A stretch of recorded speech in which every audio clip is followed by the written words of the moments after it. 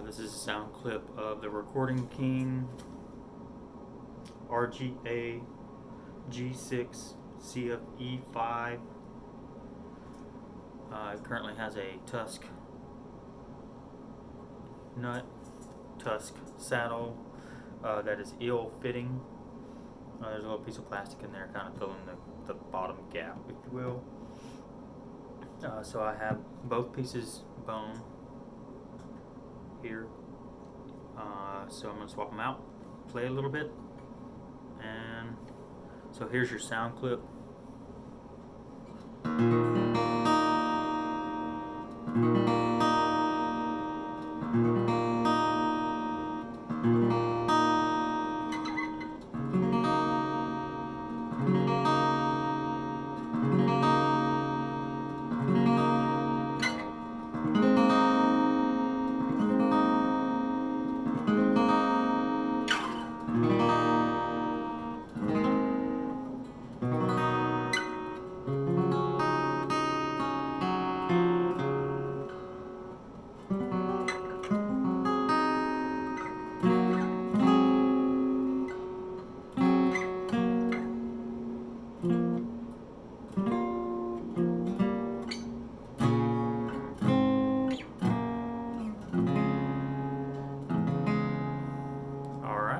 There's your clip.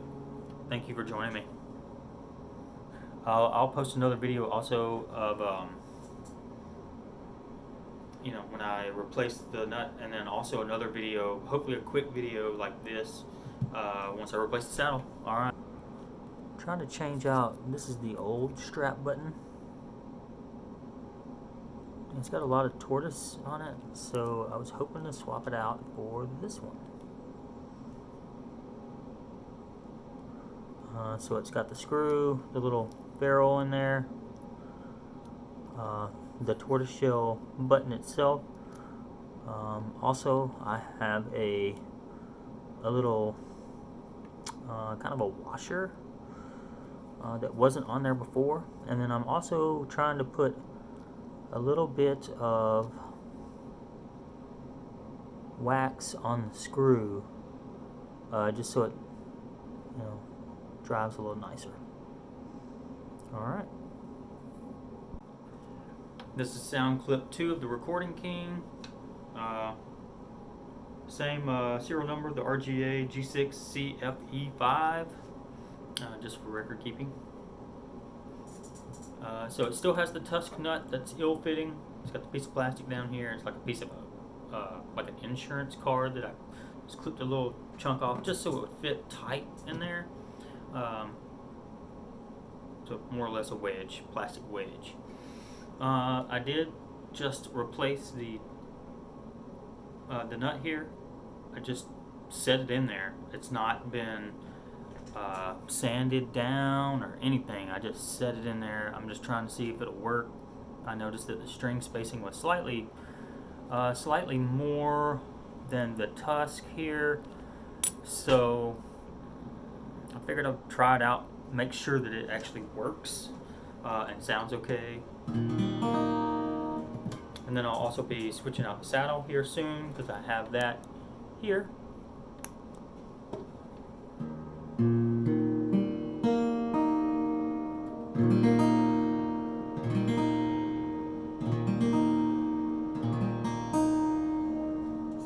Same pick, not my normal pick.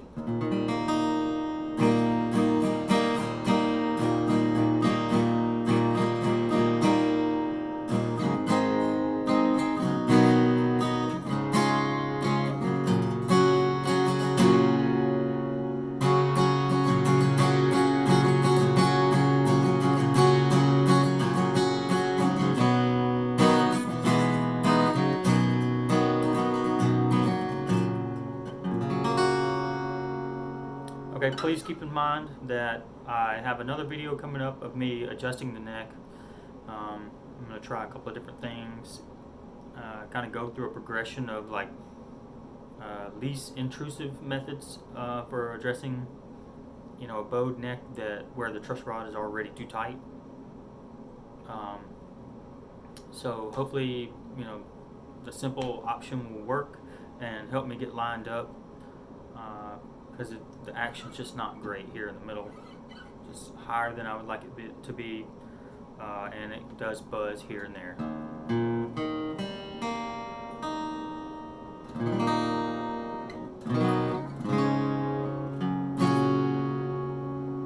But I can already tell you that it's staying in tune better than what it did with the Tuscan nut. I don't know why. It makes me think that maybe something was going on with how this nut was cut, because sometimes you can cut them back if you're having trouble with intonation. I did cut some on this, but if anything, it helped it. But I just flat cut it, but the B was definitely something's going on with it.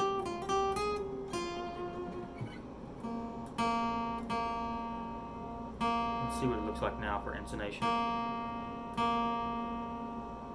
I am in D sharp, so I've tuned down half step.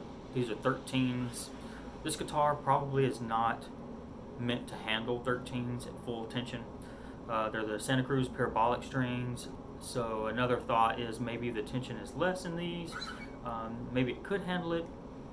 That is something that I do want to kind of follow up on, look at the math on that, to understand more about string tension, based on string composition, string size, etc., etc. So there's that. Already, to me, it sounds better. It sounds cleaner. It sounds louder. It sounds more precise. And I didn't think that the nut was really supposed to actually help that much.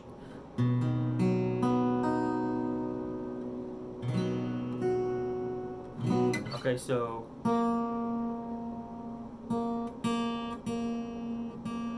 back to the B string, which is actually A sharp, the 5th string from the top, or the second one from the bottom.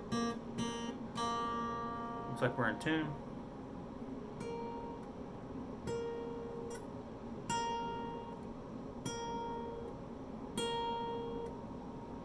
Looks like a little flat there. Maybe just ever so slightly flat, so maybe the intonation issue was with the nut actually.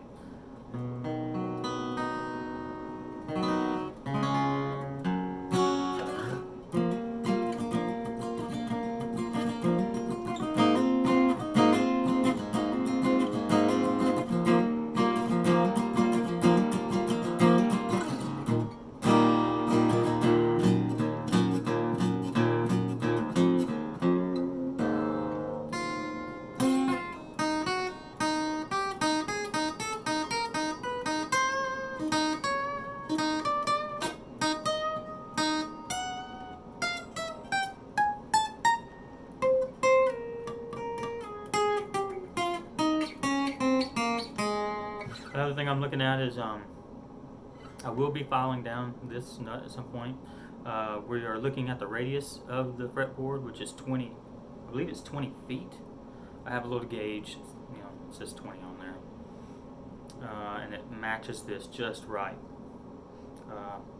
So I'll be watching that up here when I do the saddle. We'll be watching that. This is kind of what the saddle looks like. It's pretty big. I'd say that's 5 inches. Take that here. So I got a little bit of work to do to, oh, you can't even see that, sorry. I got a little bit of work to do to kind of file that down and get it in shape, but that way I'll be able to, I wanted to get the bigger one to make sure that we could get it fitting in there just right, snug, tight, not wedging it, but fitting in there really, really precisely. So that'll take some time. I won't keep you on camera for that. I'll check back in. It may take me a couple days. We'll see. Alright, thanks for tuning in. Like and subscribe if this is something that's interesting to you.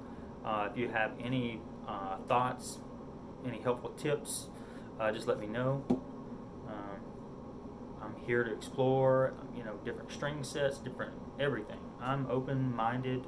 I just want to find the best tone possible and not have to spend a ton of money. I mean, you know, been there, done that. I love that guitar.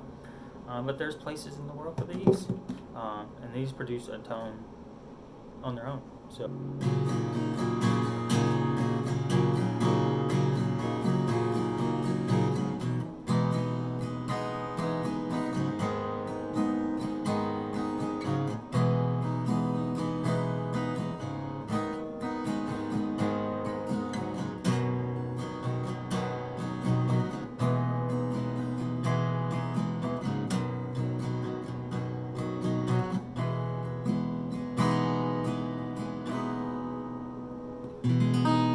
Another little sound clip, I tuned it up again.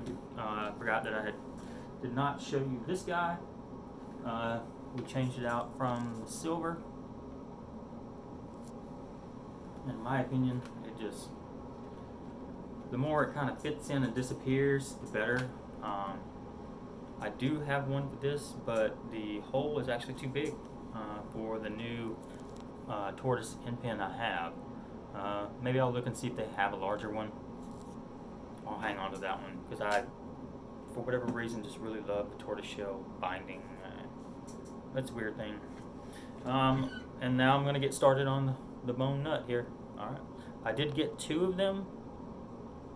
So this guitar, since it is electric, when I get the first one done, I'm going to measure how big the strip is, the pickup in there, how thick that is, and then set up a whole nother saddle so you can swap them out to set up the electric, but yet still have bone. I think that'll work pretty good. We'll see. Like I said, we're just kind of, figuring it out. If you have any advice on that, any experience, feel free to let me know. Thanks.